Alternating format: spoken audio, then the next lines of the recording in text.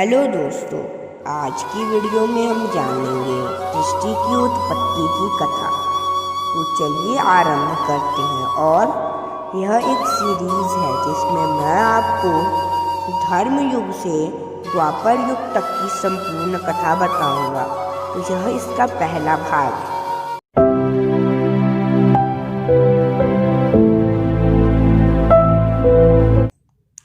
सृष्टि के प्रारंभ में 10 दिशाओं में अंधकार था। उसी अंधकार में एक त्रिभुज के आकार की दिव्य महाऊर्जा स्पंदन कर रही थी और उसी ऊर्जा के हिरण्यगर्भ से महादेव, नारायण, ब्रह्मदेव उत्पन्न हुए थे और बार बार उसी हिरण्यगर्भ से वे उत्पन्न होंगे। वह हिरण्यगर्भ स्वयं आदि पराशक्ति थे।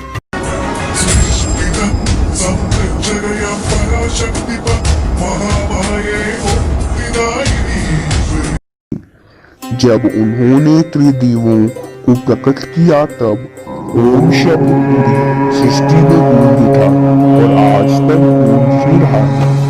आदि पराशक्ति ने त्रिदेवों को कहा, सृष्टि की रचना करने और पालन करने, परंतु महादेव को उन्होंने कोई कार्य नहीं किया।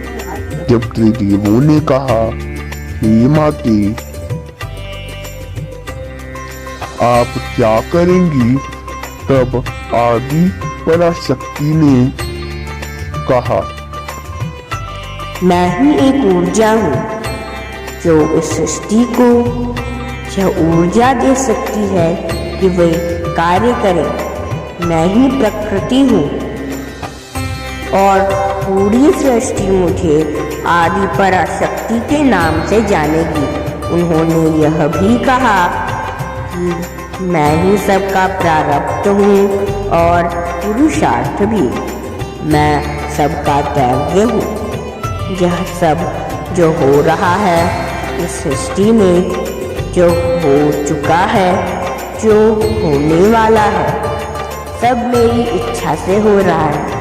इस सृष्टि का प्रारंभ भी मेरी इच्छा से होगा, इस सृष्टि का अंत भी मेरी इच्छा से होगा। इस सृष्टि में प्रत्येक कार्य जो होगा सब मेरी इच्छा से ही होगा। तब महादेव ने पूछा, आपका मैं परिचय जानने के लिए उत्सुक हूँ। आप कौन है देवी?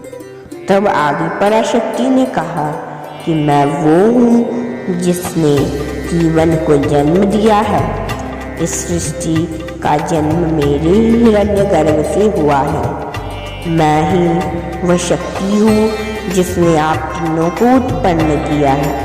देवी आदि पराशक्ति हूँ मैंने ही आप तीनों को उत्तरदायित्व दिए हैं। ब्रह्मा को रचयिता का, हरि को पालनहार का और मैं आपको संहार करने का उत्तरदायित्व दे रही हूँ। ब्रह्मदेव आपको मैं कार्य सौंपूंगी। जो कार्य है आपको अपने समान ही महादिव्य पुरुष को जन्म देना है, जो आपकी काया और आप तीनों की शक्तियों से उत्पन्न होंगे, जो पर ब्रह्म होंगे। ब्रह्मदेव ने पूछा कि उनका कार्य क्या होगा? तब देवी ने कहा, वह इस सृष्टि को बनाएंगे, इसीलिए वे रचयिता हैं और इसमें आपको ज्ञान की भी आवश्यकता पड़े, जो मेरी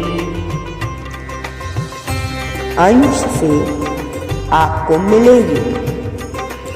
तब ब्रह्मदेव ने पूछा कि जो मेरी काया से उत्पन्न होने वाला वो पुरुष क्या होगा?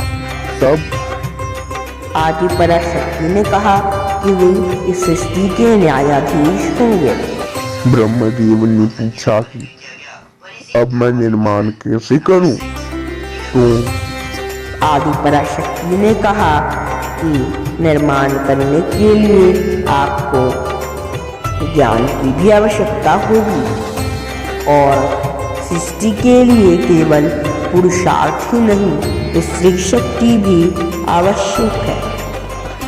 इसलिए जो शक्ति आपको परिपूर्ण करेगी वे मेरा ही अंश होंगे। ब्रह्मदेव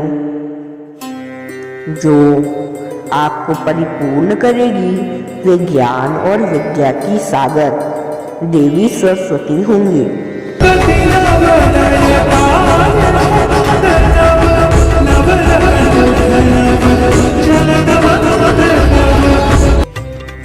जिस तरह निर्माण के लिए ज्ञान की आवश्यकता होती है, उसी तरह पालन के लिए वैभव और संसाधन की आवश्यकता होती है। इसलिए मेरा अंश माया आपको पूर्ण करेगी। हरि जो समृद्ध का रूप होंगी और संसार उनसे देवी लक्ष्मी के नाम से जानेगा।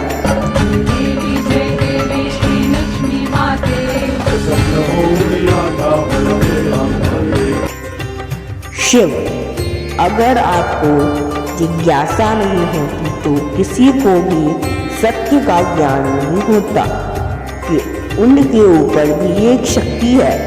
तब शिव ने कहा कि मुझे भी ऐसा आभास हो रहा है कि मैं भी परिपूर्ण नहीं हूँ। तब देवी ने कहा कि आपको मेरी शक्ति का कोई अंश नहीं मिलेगा। परम सत्य को जानने वाले को मेरा अंश मिलना यह उचित नहीं, तो आपको मेरा पूर्ण रूप मिलेगा। मैं सदैव आपके साथ रहूंगी, परम रूप में आपकी शक्ति बनकर। अब मैंने आपको प्राप्त कर लिया है माते, अब क्या? अब एक नया अध्याय आरंभ होगा सृष्टि के सृजन का, जो हम अगली वीडियो में जानेंगे। तब तक के लिए मिलते हैं, तब तक के लिए बाय।